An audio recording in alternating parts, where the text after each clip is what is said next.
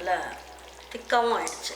இந்த மாதிரி இருந்ததுன்னா நமக்கு களிக்கெல்லாம் ஊற்றி சாப்பிட்றதுக்கும் சரி, இட்லிக்கு வச்சு சாப்பிட்றதுக்கு, சாதத்தில் வச்சு சாப்பிட்றதுக்குலாம் ரொம்ப நல்லாயிருக்கும். வாங்க இப்போ எடுத்து வச்சு பரிமாறிக்கலாம்.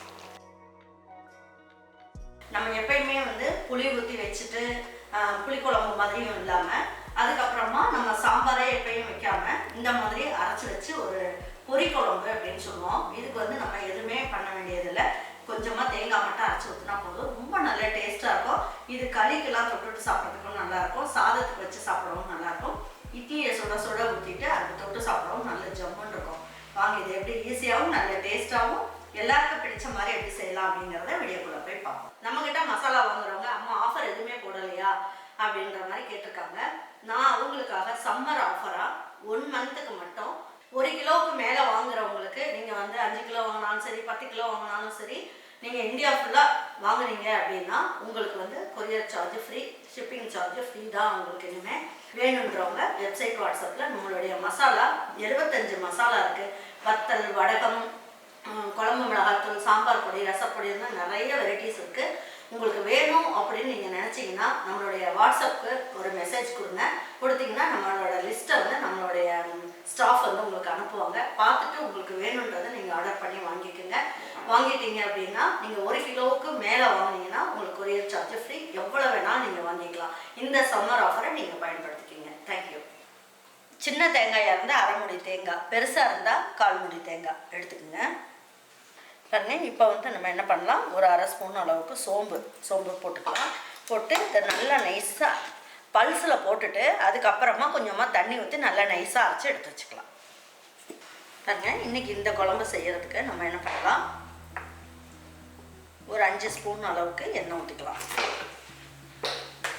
பாருங்க, 2 பிஞ்ச் அளவுக்கு சோம்பு, இதுலேயே ஒரு 1/4 ஸ்பூன் அளவுக்கு கடுகு,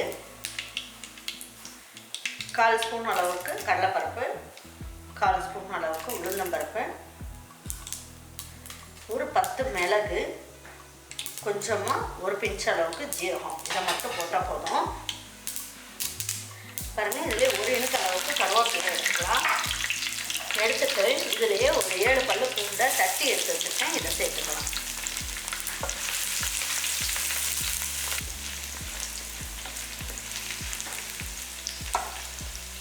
இதுலேயே ஒரு 1/4 சிட்டிகை அளவுக்கு மஞ்சள் தூள் சேர்த்துருவோம்.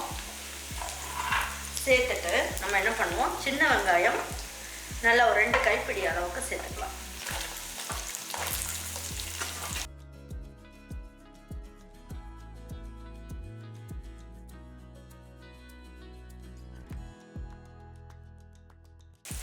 தேவையான அளவுக்கு உப்பையும் சேர்த்துக்கலாம்.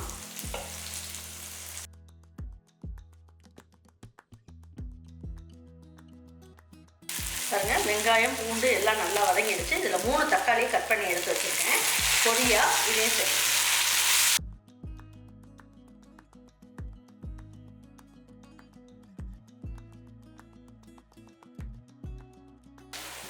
நல்லா வதக்கிக்கலாம். இப்போ என்ன பண்ணலாம், இதில் முருங்கைக்காய் இதெல்லாம் வேக தான் லேட் ஆகும். இதில் ஒரு முருங்கைக்காயை நீல வாக்கில் கட் பண்ணியிருக்கேன். இதில் 2 உருளைக்கிழங்கு,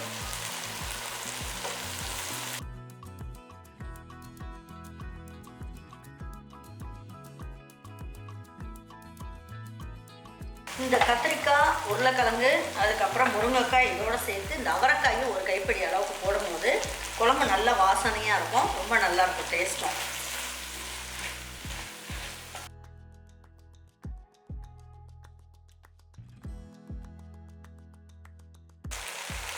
இதுலேயே ஒரு 7-8 கத்திரிக்காய் போட்டுக்கலாம்.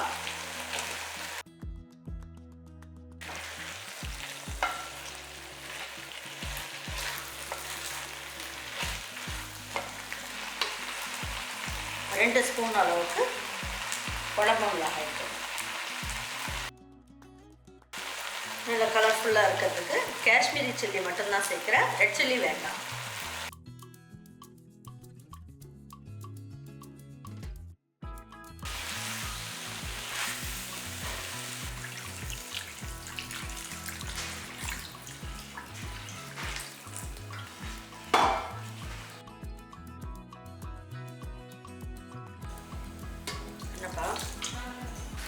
பாருங்க, இந்த அளவுக்கு நம்ம தண்ணி தண்ணியெல்லாம் ஊற்றியாச்சு. நல்லா கலந்து விட்டோம். உப்பு காரம் எல்லாமே சரியாக இருக்கும்.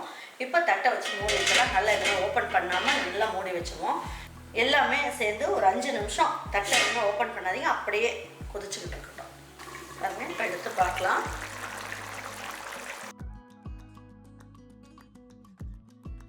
உருளைக்கிழங்கு பார்த்துட்டாலே தெரிஞ்சிடும். நமக்கு உருளைக்கிழங்கு நல்லா வெந்துட்டாலே எல்லா காயும் வெந்துருச்சுன்னு அர்த்தம். பாருங்க, உருளைக்கிழங்கு நல்லா வெந்துருச்சு. இப்போ நம்ம அரைச்சி வச்சிருக்க இந்த விழுது இதில் ஊற்றலாம்.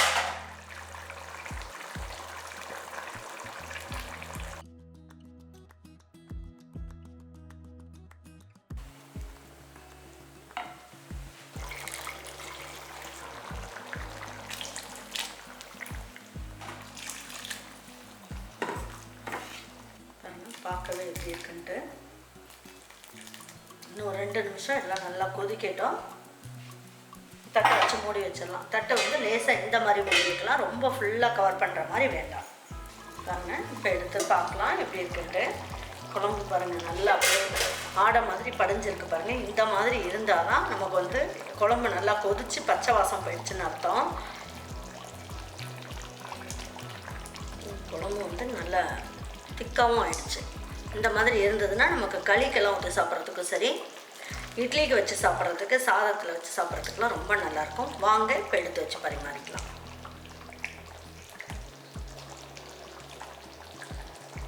பாருங்க, இன்றைக்கி வந்து ஒரு கத்திரிக்காய், முருங்கைக்காய், உருளைக்கிழங்கு, அவரைக்காய் போட்டு நல்ல ஒரு பொரிக்குழம்பு தான் வச்சுருக்கோம். இதுக்கு வந்து நம்ம புளியெல்லாம் ஊற்றணும்னு அவசியம் கிடையாது, பருப்பெல்லாம் வேக வச்சு போடணும்னு அவசியம் இல்லை. வெறும் கொஞ்சம் தேங்காய் சோம்பு வச்சு அரைச்சி ஊற்றினாலே குழம்பு வந்து நல்லா ஜம்முன்னு இருக்கும். உங்கள் வீட்டில் இருக்கவங்களுக்கு இதே மாதிரி ஒரு குழம்பு வச்சு கொடுத்துட்டு அவங்களுக்குலாம் பிடிச்சிருந்ததுன்னா லைக் பண்ணுங்கள், ஷேர் பண்ணுங்கள், சப்ஸ்கிரைப் பண்ணுங்கள், மறந்துடாமல் கமெண்ட்ஸ் பண்ணுங்கள். தேங்க்யூ ஃபார் வாட்சிங் ஈரோடு அம்மாச்சி சமையல். தேங்க்யூ.